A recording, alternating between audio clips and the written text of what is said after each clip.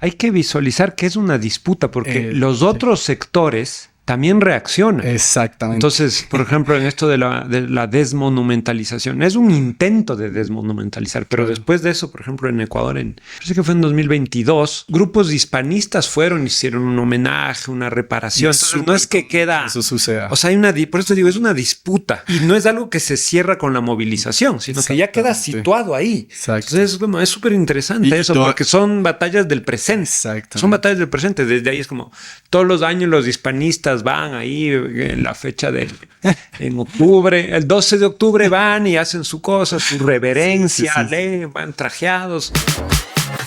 CITELAB Podcast. Buenos días a toda la comunidad que nos escucha de CITELAB Podcast. Estamos muy contentos porque ya es nuestro séptimo y posiblemente nuestro último episodio de la primera temporada de CITELAB Podcast.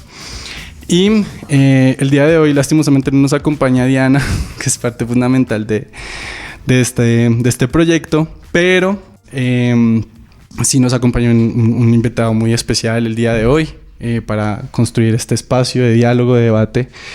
Y igual, como siempre, mencionar que este es un espacio dedicado a los territorios en debate. Hoy en día tenemos un tema muy importante, muy especial para abordar. Nos acompaña, como digo, un invitado muy especial, Franklin Ramírez, de la facultad, del Departamento de Sociología, y es coordinador de Sociología en la Flaxo, de Sociología Política en la Flaxo. ¿Cómo estás, Franklin? ¿Cómo te va? Muy bien, aquí, contento de estar en este podcast.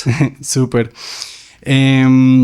Bueno, como te digo, el tema, digamos, es esto de la movilización social, el espacio público.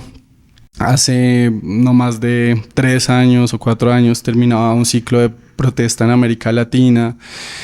Y es un tema que es muy importante abordar porque creo yo que, digamos, la construcción de los espacios no deriva solamente en el papel de esto de la institucionalización o los actores oficiales, sino también desde un marco no oficial se pueden construir los espacios.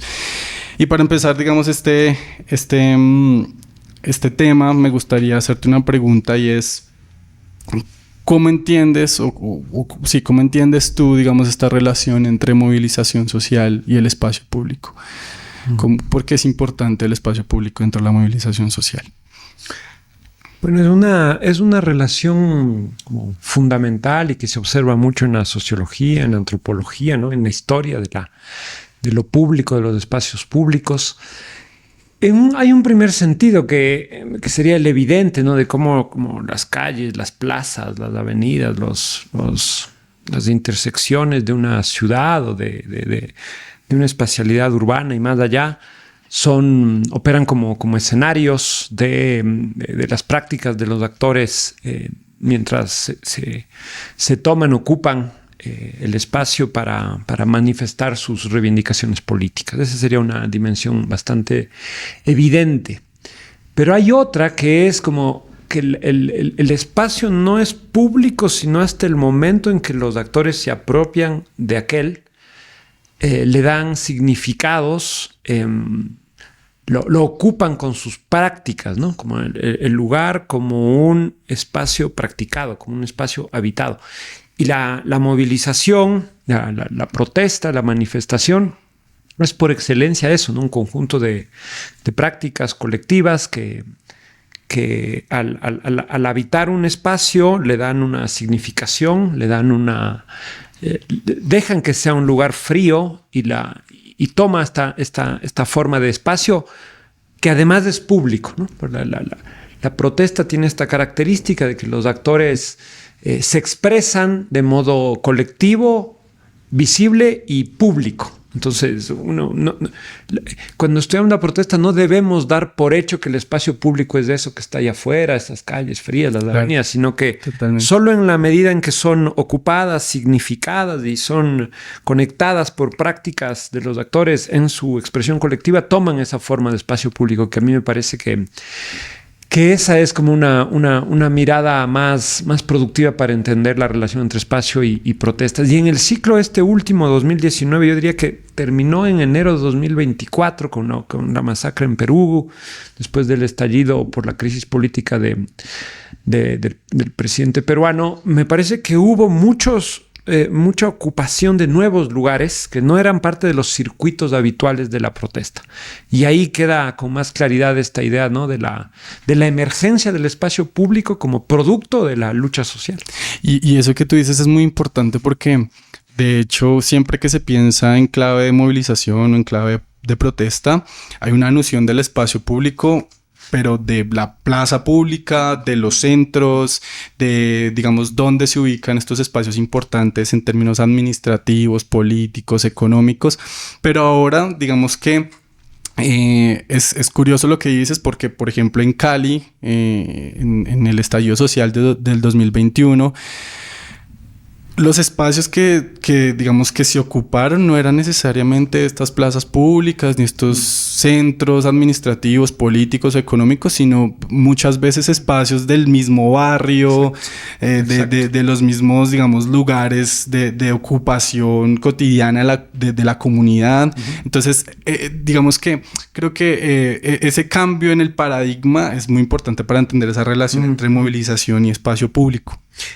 Eso del barrio que dices es súper interesante porque normalmente hay la idea de que ese espacio, que los espacios que usan los actores de la protesta son espacios que ya están significados y ritualizados como tales, ¿no? Entonces, usualmente en América Latina ocupar las plazas que están cerca del Palacio Presidencial o determinados circuitos. Entonces, hay varias protestas donde la gente no sale a marchar, sino que simplemente sale de su casa y empieza a tocar una olla o pinta algo. Los famosos cacerolazos. Los famosos cacerolazos. Entonces, esta idea de el barrio de pronto se vuelve un espacio público visible de la protesta y toma otro significado para conectar esta idea de la vida cotidiana, la protesta de los actores y el espacio, ¿no?, de las ciudades que adquieren así un significado político más denso. Totalmente. Y igual yo creo que, digamos, en esa dinámica de apropiación del espacio público,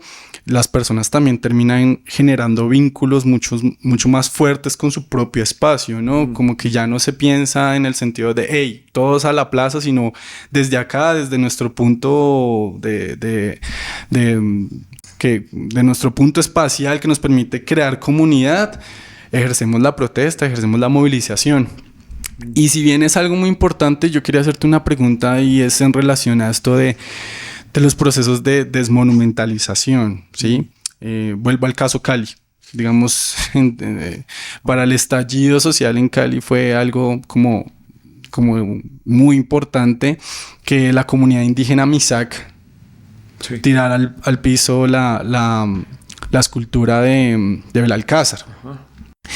Estos procesos de decir nosotros como movimiento, si se quiere, o como organización o acción colectiva, tenemos que cambiar lo que nos representa, los imaginarios. Esto es más en clave de estrategia, más en clave de identidad. ¿Cómo podríamos leer, digamos, este proceso de desmonumentalización del espacio público? O sea, a mí me parece que hay una primera pista que tiene que ver con esa... O sea, hay la lucha, la protesta social resignifica el espacio público y pone en disputa sus significados, abre a la...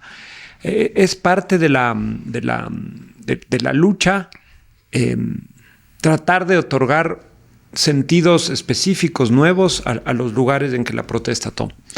Entonces, esto que tú sitúas como desmonumentalización puede ser visto como parte de esa disputa, es decir, los actores entran a procurar otorgar nuevos significados a los que ya están establecidos en la ciudad, ¿no? Entonces, obviamente, nuestras ciudades tienen toda una huella colonial, una memoria de la ocupación, voy a decir, española y más, ¿no? De la ocupación de las élites, ciudades segregadas, etcétera, etcétera, Y entonces, claro, en ese tipo de prácticas me parece que se abre la idea de una disputa, de una claridad de los actores respecto a un orden de dominación simbólica que consagra lugares de poder, lugares de prestigio, con una cierta configuración asociada con lo blanco, con la nobleza, con las élites, y que cada vez más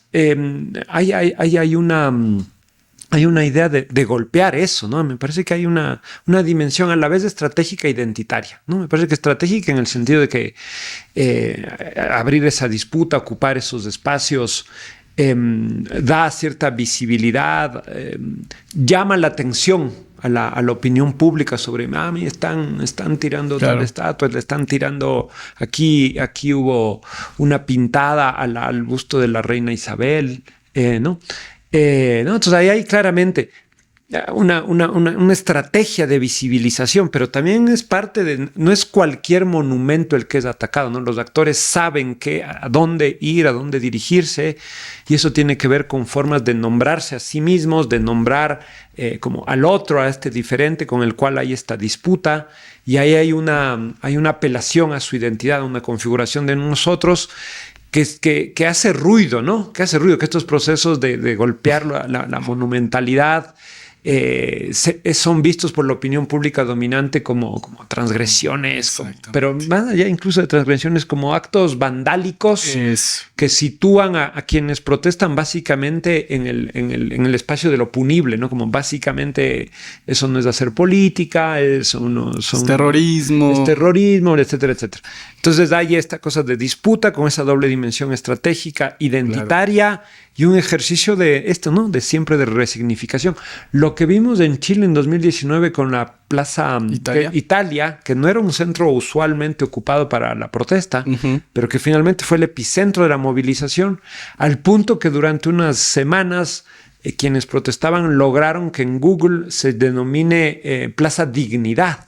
Exacto. ¿No? O sea, esta era claramente también claro que fue una protesta como muy, muy, muy, muy potente, que llegó hasta ese nivel de rebautizar lugares icónicos de la ciudad y ahora, claro, es difícil no conectar ese lugar con el estallido de 2019. Ya quedó consagrado por más que haya vuelto a ser denominado como Parque Italia. Y ahora que mencionas esto de que se pone, digamos, en disputa el espacio público, yo creo que no solamente es una disputa en relación a la movilización social y los actores, digamos, oficiales o los actores institucionalizados, sino que también hay una vinculación de otros sectores de la sociedad o una relación de estos sectores con el espacio público en términos del nivel de representatividad del espacio público. Es decir, hay muchas personas que ven la plaza pública o que ven estos espacios resignificados como un espacio que se vincula a un tema histórico, de patrimonio, ya algo cultural, y entonces también hay como una especie de sentido de pertenencia por ese espacio que cuando se desarrolla este proceso de desmonumentalización, digamos que crea un problema con esa noción de lo cultural, de la representatividad de este espacio con estos sectores que no necesariamente tienen que estar alineados con los intereses de la movilización, ¿cierto? Entonces, eso es muy curioso. De hecho, en Bogotá, por ejemplo, dentro del proceso de la protesta y del estallido social, hubo un cambio en el nombramiento de una estación de Transmilenio, se llamó Portal Resistencia, que antes era el Portal de las Américas. Y en Cali también hubo un montón de cambios en el nombramiento de los espacios, como Puerto Resistencia, por ejemplo, que ahora está en proceso de ser bulevar, ¿no? Entonces es como esa trascendencia, no solamente simbólica, sino ya todas unas significaciones también políticas en relación a la ocupación del espacio. Pero yo quería hacerte una pregunta y va más en torno a... Pero solo sobre eso que dices, hay que visualizar que es una disputa porque los otros sectores también reaccionan. Exactamente. Entonces, por ejemplo, en esto de la desmonumentalización, es un intento de desmonumentalizar, pero después de eso, por ejemplo, en Ecuador, parece que fue en 2022, grupos hispanistas fueron, hicieron un homenaje, una reparación. Entonces, no es que queda... Eso suceda. O sea, por eso digo, es una disputa. Hay un Constante. intento de resignificar ciertos espacios, ciertos lugares Claro. consagrados, Ajá. pero para los otros sectores que leen y que esos símbolos representan otra cosa, también entran en juego. Igual pasó en un puente en Cuenca, en luchas entre sectores feministas y conservadores.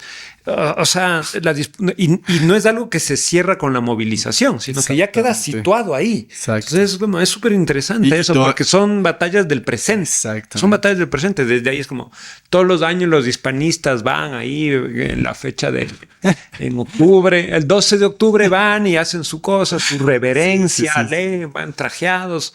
Y pero eso fue un efecto de la movilización, porque antes no era una práctica tan, ¿no? Entonces quedó abierto como una herida y un espacio de querella. Y eso es muy curioso porque ahora que tú lo dices se me viene a la cabeza un proceso que sucedió en Bogotá, y fue que en Bogotá muchas calles durante el estallido fueron, digamos, ese lugar de memoria y de construcción de memoria en relación a las víctimas propiamente del estallido. Y lo que se hacía era muralismo, performance en el espacio público, construcción de arte, y una vez se plasmaba en la calle, digamos, palabras como resistencia, no pasarán, todas estas palabras, digamos, todos estos sentidos semióticos sobre la protesta. Al otro día se organizaban los militantes, si se quiere, de partidos políticos de derecha a pintar de blanco las calles. Entonces, como ese tema de ustedes pintan, nosotros borramos, no es lo que ustedes digan, es bien interesante cómo se construye el espacio, ¿no? O sea, dejar de pensar el espacio como ya algo construido, sino que en constante producción y reproducción de significados.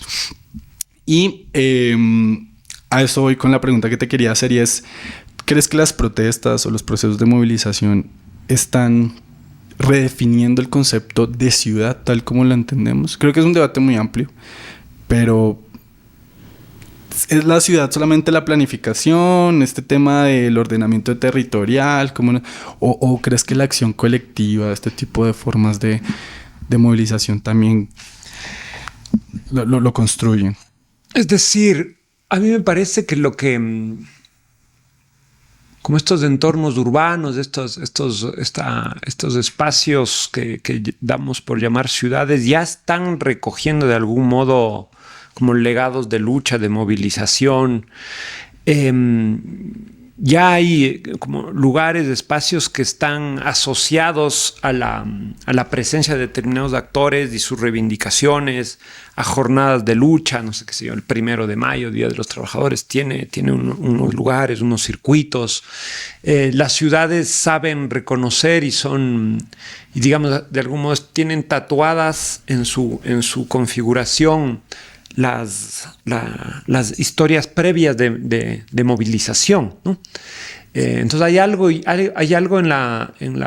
una cierta mirada histórica de las ciudades que nos debe llamar la atención sobre esa memoria, esos sellos, esas huellas que va dejando la lucha en las calles y plazas, ¿no? Ya está configurada de algún modo. En su configuración ya está plasmada esta serie de luchas y tal. Ahora, yo lo que tengo la impresión es que quizás estoy muy atravesado por ese ciclo de los estallidos, ¿no? 2019, 2024, como decía yo antes. Es que es bien llamativo, ¿no? Porque fueron unas movilizaciones con mucha fuerza, muy heterogéneas, con actores de distinto tipo en todos nuestros países, que duraron mucho más de lo que usualmente dura una protesta. O sea, tenemos en Perú pudo llegar hasta 5 o 6 meses, en Chile 3 meses, aquí en 22 días no dura eso. O sea, fueron protestas muy largas, ¿no? Que la gente estaba cansada. Y me parece que eso, ya en esos días y después activó una mirada particular del poder, de la represión, del control del espacio, tremenda. O sea, en todos estos casos, los niveles de represión, violencia, número de muertes, de heridos, ojos sacados, o sea, todos sabemos, fue brutal. Pero no tiene precedentes en los ciclos de retorno democrático, no tiene precedentes. Y yo creo que ahí hubo también una inteligencia del poder, voy a decir, una inteligencia seguritaria del poder para controlar casi militarmente el espacio, pensando en las movilizaciones que se vienen. Entonces, mira, aquí hubo la protesta en Ecuador en octubre de 2019 y en junio de 2022. Y en octubre de 2019 tuvo un papel clave las universidades, la Casa de la Cultura, como lugares y como espacios que albergaron y que fueron unos sitios de cuidado colectivo, de alimentación, de abrigo. La Salesiana, todo ese circuito ahí, ¿no? Claro, pero en 2022 lo primero que hizo el gobierno fue tomar la Casa de la Cultura. Se metieron adentro a pesar de que es un espacio autónomo, militarizaron eso para evitar que el movimiento indígena se albergue ahí y tenga sus asambleas ahí. Claro, o sea, ya había una lógica de policialización plena del espacio que en la clave, además de la inteligencia artificial, del algoritmo, del capitalismo de datos, que son instrumentos que ahora vemos en el genocidio en Gaza, cómo se están usando. Y a mí me parece que también las ciudades están siendo un poco, no sé si reinventadas, no sé si es esa la palabra exacta, pero están siendo repensadas a partir de ese ciclo de movilización en los países andinos como unos fortines que la policía, que los militares, que las fuerzas de seguridad también se invierten en ello, invierten en ese seguimiento milimétrico de la ocupación del espacio.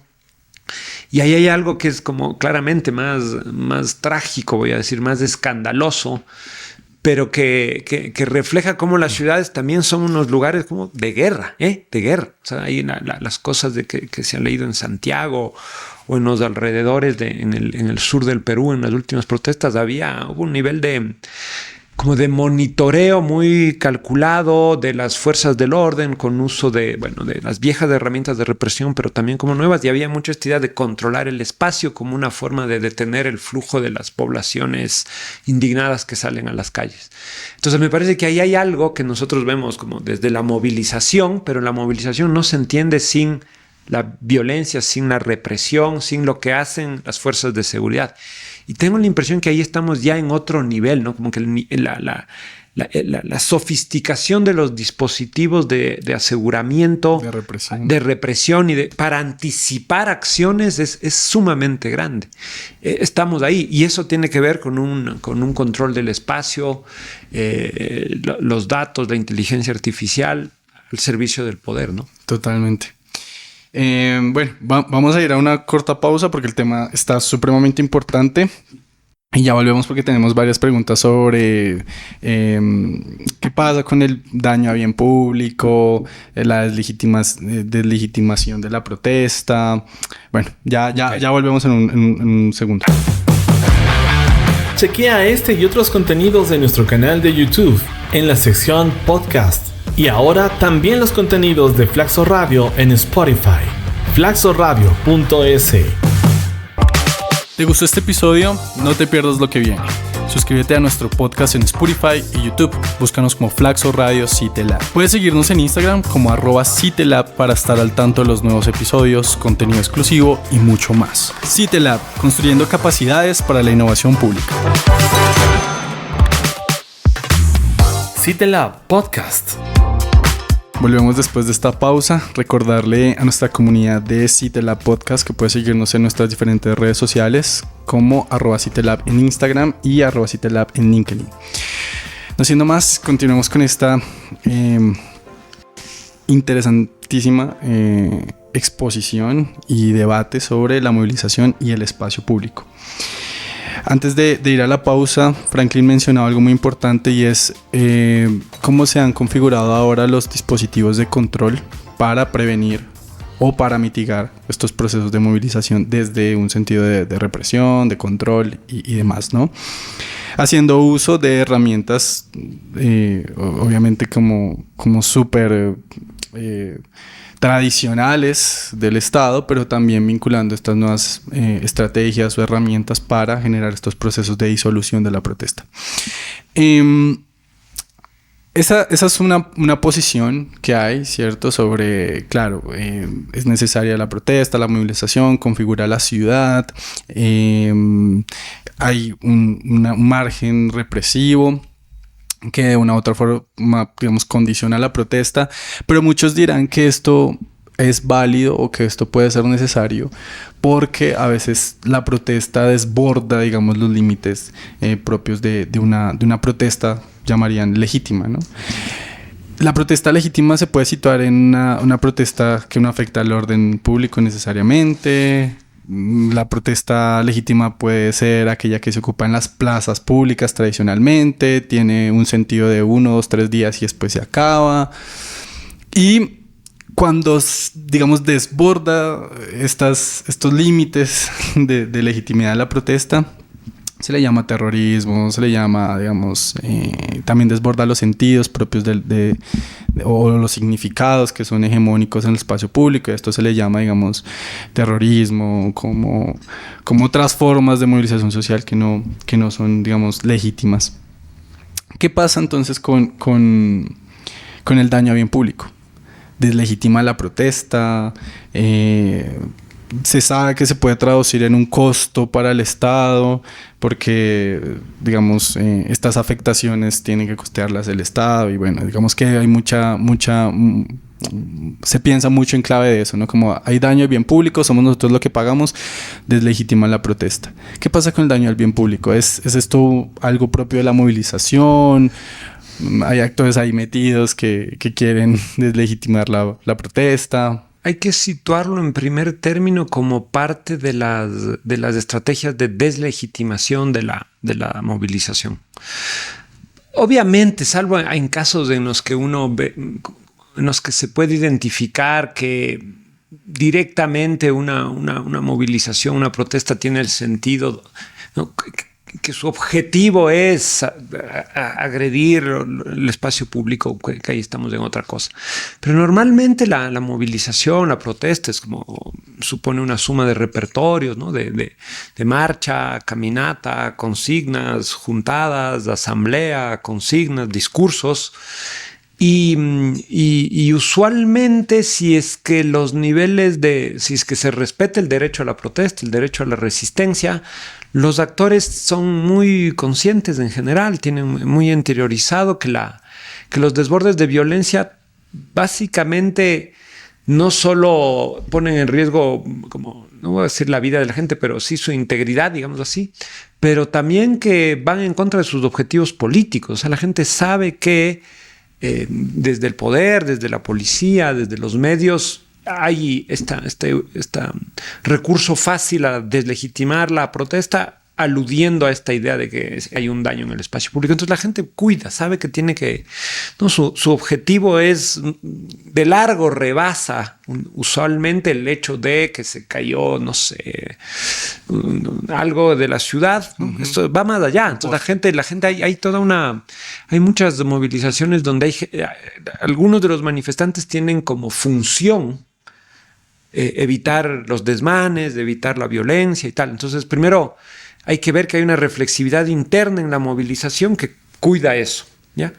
Porque eso una protesta tiene que ganar la confianza, la legitimidad hacia afuera. Entonces, eso es parte de su reputación y es parte de sus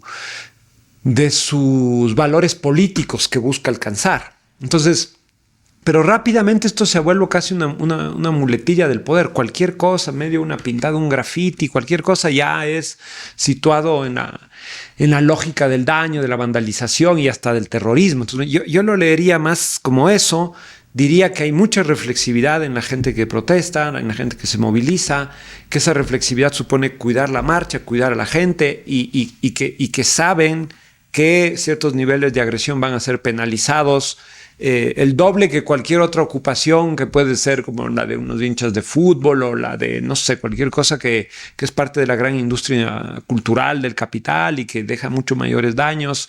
pero que no se le llama la atención, mientras que a la protesta por cualquier cuestión se le va a interpelar y a deslegitimar.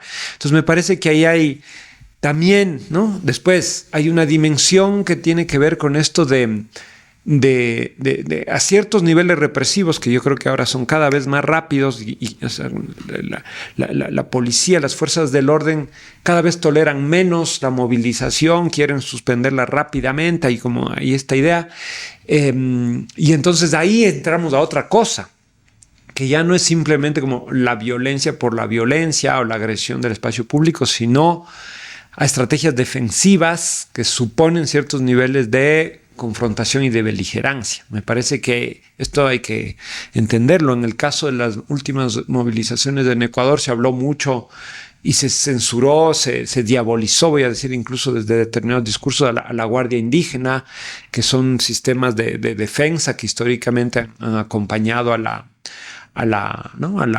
movilizaciones indígenas de la ciudad y a veces tienen unas lanzas, unos palos, y se puso prácticamente como si fuera un ejército de resistencia, de embate. Pero claramente había una idea de una acción defensiva que ya también está siendo internalizada por los manifestantes frente a al desborde de la represión y de la violencia, ¿no? Por ejemplo, en el caso ecuatoriano, mira, hubo en el 97, en el 2000, en el 2005, 3 presidentes caídos con sendas movilizaciones tremendas en esos años, y se contó una víctima mortal, un periodista. Ya en octubre de 2019 fue otra cosa, ¿no? Y el umbral de tolerancia frente a esa violencia del poder fue muy, muy, muy bajito. Como no, Lucio Gutiérrez fue condenado como por esa muerte. Ya en octubre de 2019 se contaron muchos más muertos y no pasó nada, hubo impunidad, claro, apenas un juicio político. Entonces me parece que ya hay una internalización de una clave defensiva de los movimientos que supone anticipar que va a haber una cierta confrontación. Entonces ahí yo creo que sí es cierto esto de que ha subido el nivel de beligerancia de parte y parte, pero usualmente cuando las fuerzas del orden no reprimen y respetan el derecho a la resistencia, el derecho a ocupar el espacio público, que es parte de los derechos de la ciudad, por decir, ahí suele haber menos violencia y confrontación que cuando entran a tratar de evitar de partida la continuidad de la marcha. Oh, es muy interesante porque, claro, pensaría uno como, no, esto es solamente un tema de buscar ocupar el espacio público, que haya confrontación y que eso se materialice en desmanes y en problemas en el espacio público o el daño al bien público. Ya para culminar, digamos, este debate y girar, digamos, en torno a una reflexión sobre la movilización y el espacio público, digamos, bajo el panorama que hay actualmente de la movilización, de la protesta, ¿cuál crees que será, digamos, el papel del espacio público? Entendiendo que hoy en día, digamos, el espacio puede ser entendido de diversas formas, ¿no? Hay también un espacio digital en disputa, pero más que todo, digamos, este espacio público que tradicionalmente se piensa como las calles y demás. ¿Qué va a pasar de ahora en adelante? ¿La gente va a salir, no va a salir? Hablas de estas formas de cooptación también, de sí o sí institucionalizar estos procesos de acción colectiva para que se dan, digamos, dentro de un marco más del orden. ¿Cuál es el panorama, digamos, para la movilización en relación al espacio público? Pues a mí me parece que eso pasa primero por esta idea del derecho a la ciudad, del derecho al espacio público, más allá de la movilización. Me parece que ahí hay un punto clave en la lógica de la integración del tejido social, de la cohesión, de la solidaridad, y sobre todo en un momento en que en buena parte de la región, voy a decir, hay un crecimiento de los actores con poder de hecho, de los actores con poderes muy ligados a la violencia, a las armas, que están tomándose las ciudades. Entonces ahí estamos en un rollo, ¿no? Pues dices, claro, entre la disposición represiva de la movilización y el hecho de que grandes sectores de la ciudad estén controlados por bandas, por narco, por actores de fuerza. Claro. Entonces el punto no es tanto la movilización, yo creo que siempre es un derecho, está ahí disponible, pero tendríamos que pensarla en relación a cómo los actores hoy están ocupando ese espacio, están apropiando ese espacio, quiénes están, hasta qué punto cualquier estrategia de luchar contra la inseguridad y la violencia pasa por esa reocupación del espacio público en una clave de reconocimiento mutuo. Acá está, ¿no? Entonces yo creo que estamos quizás en un punto más atrás que antes, donde dábamos más o menos por descontado, siempre ha habido niveles de inseguridad y tal, pero aquí estamos hablando ya de control territorial explícito de grandes zonas de nuestras ciudades, en Santiago, en Lima, en Quito, en Guayaquil, en Caracas, en fin, en Medellín. Entonces, me parece que ahí hay algo previo. Hay algo previo que es como, ¿qué están haciendo los gobiernos, el gobierno local, el tejido asociativo, ¿no? El movimiento urbano, el movimiento popular, los jóvenes? ¿Cómo están? ¿Qué tipo de prácticas están protegiendo el espacio para que siga siendo un lugar de reproducción de la cohesión y del tejido social? Me parece que estamos ahí, lo cual es un poco triste. No, el problema no es tanto el papel de la movilización hacia el espacio público, sino algo más básico. Es como hasta qué punto, en términos democráticos, en términos de relaciones, de un pacto ético republicano, las ciudades siguen siendo un lugar para el encuentro pacífico entre diferentes. Claro. Entonces me parece que ahí hay que volver a revisar eso. Hay muchas prácticas de movimientos, de organizaciones que tienen ese sentido, que no es la movilización, la protesta, sino básicamente tenemos que ocupar el espacio para jugar, para cantar, para vernos, para mirarnos. Y todas esas prácticas me parece que habría que pensarlas desde la academia, que el poder político, los gobiernos locales deberían estimularlas. En fin, me parece que ahí hay algo que es la base para la otra dimensión esta que hemos discutido hoy, que es el derecho a ocupar el espacio para la protesta, para la resistencia. Claro. La resignificación no solamente es simbólica, sino también política, ¿no? Para que genere trascendencia, ¿no? Precisamente es el tema que estoy trabajando en la tesis. Y esto que tú dices es clave porque, claro, es como que no solamente es pensar el espacio como listo, está en disputa, desmonumentalización, nuevos símbolos, nuevos significados, sino también cómo hacemos que en la ocupación se vea esto de la trascendencia política, de organizarnos en función de mejorar las condiciones propias de la comunidad. O sea, es muy interesante. Y ahí hay una cosa que es súper interesante, que es la lógica de la memoria de esa lucha. Exactamente. Que me parece que sí hay en algunos lugares, lo que contabas antes, de cómo se trató de hacer pequeños homenajes a los heridos, tal. Uh-huh. Hace unos meses en el Centro de Arte Contemporáneo, en el CAC, en Quito, hubo una pequeña... dedicaron un aula, un espacio a la memoria del estallido de 2019, de 2022. En Chile pusieron un museo del estallido. O sea, hay una disputa hay una disputa por la memoria de eso, porque mientras el discurso oficial dice narcoterrorismo, subversivos, violencia, tal, también hay una cosa, y es interesante esta lógica que el arte, los museos, espacios de memoria estén prestando atención a aquello. Es como decir, porque hay un intento claro de criminalizar la acción política de los muchos, ¿no? De las multitudes, de los pueblos, en un momento de precarización, de sufrimiento muy grande, ¿eh? No es un momento cualquiera de la historia del capital en América Latina. Entonces ahí... no es algo que uno espera que suceda, sino que ya está sucediendo y que quizás hay que visibilizar con más fuerza. La memoria de los estallidos, la memoria de los heridos, la memoria del significado, porque hay allá esto de la trascendencia y el contenido político que tiene, pasa ahora en gran parte por eso. Claro. Por esos pequeños sitios de memoria que están en el internet, están en la ciudad, están con símbolos por aquí y por acá. Que son pequeños legados, ¿no? Que quedan para quienes van a seguir luchando en el tiempo que viene. Eso. Bueno, Franklin, muchísimas gracias por compartir este espacio, por tomarte el tiempo. Creo que nos dejas una reflexión muy, muy, muy importante, y es esto de que las ciudades no solamente se caminan o se habitan, sino también se luchan, se recuerdan y se transforman colectivamente. Muchas gracias. Gracias, Julián. Buenísimo. Vamos a compartir tu espacio. Vale, chao. Muchas gracias. Chao.